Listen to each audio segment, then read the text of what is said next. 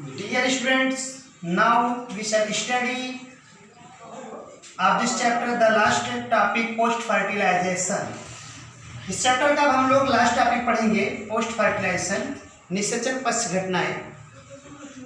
जैसा जायगोट बन चुका है, अब जायगोट के बाद क्या होता है वो सारे इवेंट्स बर्थ तक, जब तक जन्म नहीं हो जाता तब तक के सारे इवेंट्स क्या होते हैं, पोस्ट फर्टिलाइजेशन में आते हैं। Events in sexual reproduction after the formation of zygote. Zygote अब फॉर्मेशन कुछ न कुछ फॉर्मेशन करेगा, तो जो फॉर्मेशन करेगा वहां से जब तक एक न्यू ऑर्गेनिज्म बन नहीं जाता तब तक क्या होगा, पोस्ट फर्टिलाइजेशन कहलाएगा। जायगोट की थोड़ी सी एक बार और चर्चा करें, ये करता क्या है। जब जायगोट बन जाता है तो zygote produces a new life. Some zygotes develop itself out of body and some inside a body. तो होता क्या है कि कुछ जायगोट ऐसे होते हैं जो शरीर के बाहर डेवलप करते हैं और कुछ शरीर के भीतर ही डेवलप करते हैं, जैसा कि आपको एक्सटर्नल और इंटरनल फर्टिलाइजेशन पढ़ाया गया था। फंगी की बात करें, फंगी और एल्गी की, तो फंगी तथा एल्गी जो होते हैं इनके जायगोट जो होते हैं वह कैसे डेवलप करते हैं। डायरेक्ट वो डेवलप नहीं कर पाते क्योंकि कुछ समय के लिए इन्हें पीरियड ऑफ रेस्ट होना पड़ता है, विश्रांति काल में आना पड़ता है। तब तक इनका प्रोटेक्शन कैसे होता है, तो इनका जो जायगोट होता है पहले बनाता है एक थिक वॉल, अपने अराउंड एक थिक वॉल बनाता है, और जब तक वह पीरियड ऑफ रेस्ट रहता है तब तक, यानी विश्रांति काल में जब तक रहता है तब तक यह थिक वॉल उस जायगोट की क्या करता है, प्रोटेक्शन करता है, ताकि वह डेसिकेशन और डैमेज से बचा रहे, यानी सूखने से बचा रहे और नष्ट होने से बचा रहे। अब इसके बाद क्या होता है, चूंकि यहाँ पर ये जो जायगोट जितने भी प्रकार के जायगोट होते हैं अब एम्ब्रायो बनाते हैं। क्या बनाते हैं, एम्ब्रायो। तो यह क्रिया क्या कहलाती है, एम्ब्रायोजेनेसिस, भ्रूणोद्भव। ये एम्ब्रायो फर्स्ट स्टेज है एक ऑर्गेनिज्म के जो है ग्रो होने का, एक ऑर्गेनिज्म के प्रोड्यूस का, एक ऑर्गेनिज्म के फॉर्मेशन का एक फर्स्ट स्टेज है भ्रूणोद्भव, एम्ब्रायोजेनेसिस। होता क्या है, the process of development of embryo from the zygote is called embryogenesis. यानी कि जायगोट से भ्रूण की, एम्ब्रायो की बनने का जो प्रोसेस वही एम्ब्रायोजेनेसिस है। ठीक, अब एम्ब्रायोजेनेसिस जब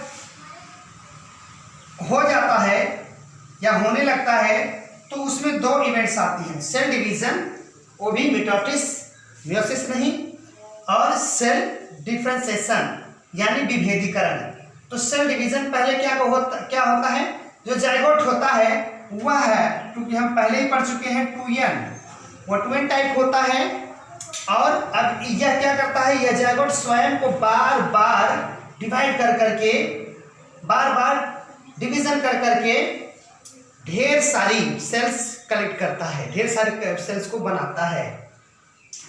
वहीं दूसरी तरफ साथ एक घटना और होती है कि सेल डिफरेंशिएशन होती है, यानी कोशिका विभेदीकरण होता है। इसमें क्या होता है, it format tissues and organs.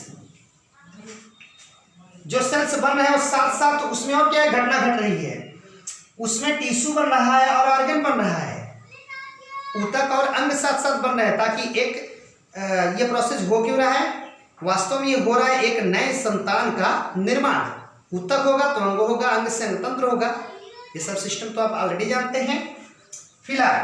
तो इस प्रकार से एम्ब्रायोजेनेसिस में 2 इवेंट्स होते हैं, सेल डिवीजन, सेल डिफरेंशिएशन। अब वह है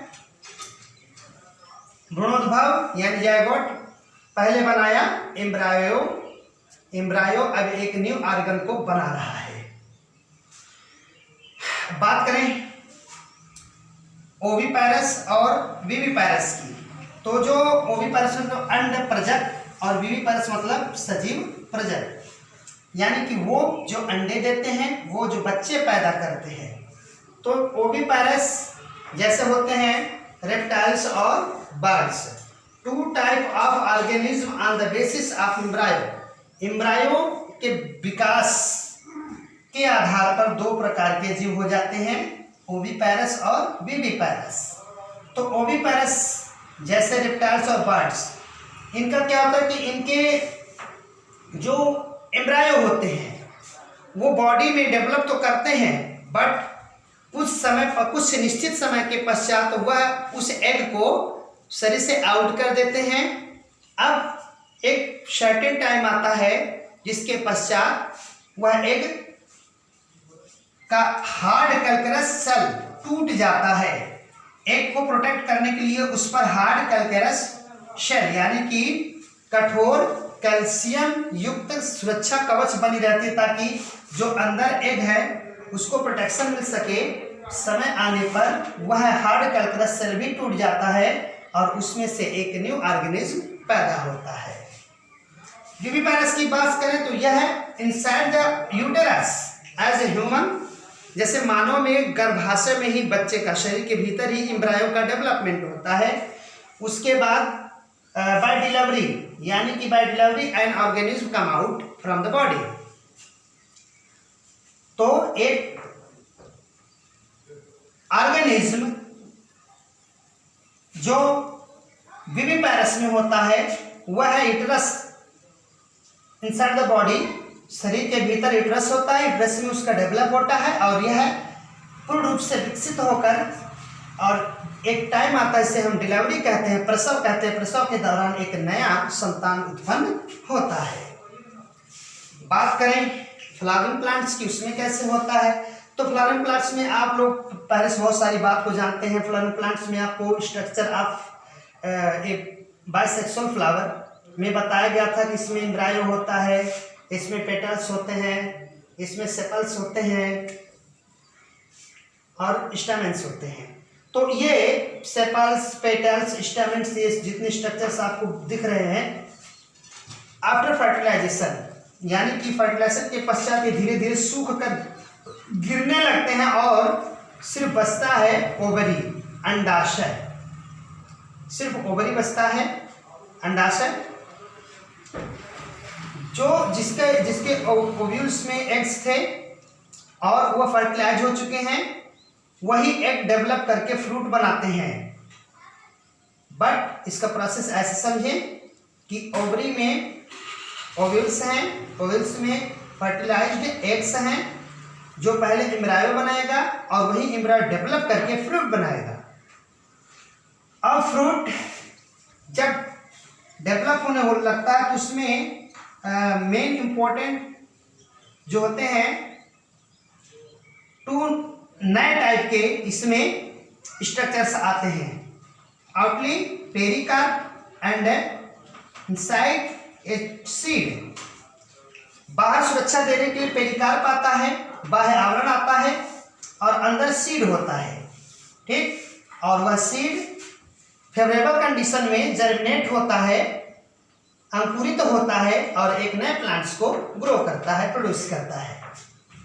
तो यह है आज आपका यह चैप्टर फिनिश हुआ और आप लोग के जो है ग्रुप में हमने इस चैप्टर का एक एक पेज भेज दिया है। आप स्वयं उसको पढ़कर स्टडी करके और मेरे वीडियो के हेल्प से अपना नोट तैयार कर सकते हैं। थैंक्स।